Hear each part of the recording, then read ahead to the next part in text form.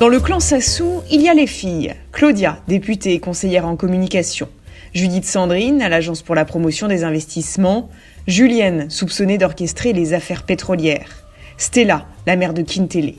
Et puis les cousins et neveux comme Edgar à la tête du domaine présidentiel ou Wilfried qui dirige la société congolaise de transport maritime. Mais aussi les membres de son ethnie Mboshi qui parsèment l'organigramme du régime. Denis Christel, le fils cadet, est celui dont le nom est le plus souvent associé aux dérives du clan. Administrateur général de l'unique raffinerie du pays, la Coraf, il est critiqué pour sa mauvaise gouvernance et on lui prête un appétit certain pour les dépenses extravagantes et les circuits financiers offshore. En 2019, l'ONG britannique Global Witness révélait comment celui qu'on surnomme Kiki le pétrolier aurait détourné 50 millions de dollars des caisses de l'État. Un an avant, une enquête de la justice helvétique évoquait des dizaines de millions de dollars de pots de vin octroyés par la société de négoce Gunvor, ayant servi à rémunérer Denis Christel Sassou Nguesso et son père. Lorsqu'on est fils de président, on a plutôt plus d'obligations que de droits parce qu'on se doit d'être exemplaire. Lesquelles, par exemple? Une obligation que vous avez qu'un Congolais moyen n'a pas? Une obligation que l'on a, c'est l'exemplarité en tout temps. Vous êtes exemplaire. Vous essayez de l'être.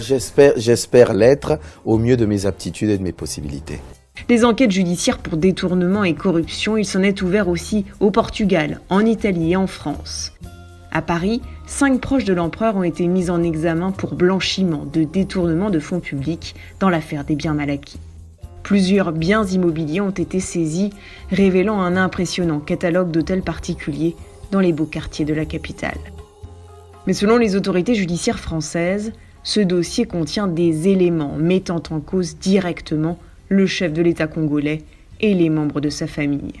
Des scandales financiers qui ne semblent pas faire vaciller l'autocrate. Nous constatons simplement qu'il y a cette espèce d'acharnement, volonté de nuire, et même recherche des réseaux un peu obscurs, clair-obscur, soutenu par les médias, et nous disons qu'il y a plutôt volonté de déstabiliser notre pays au-delà des attaques.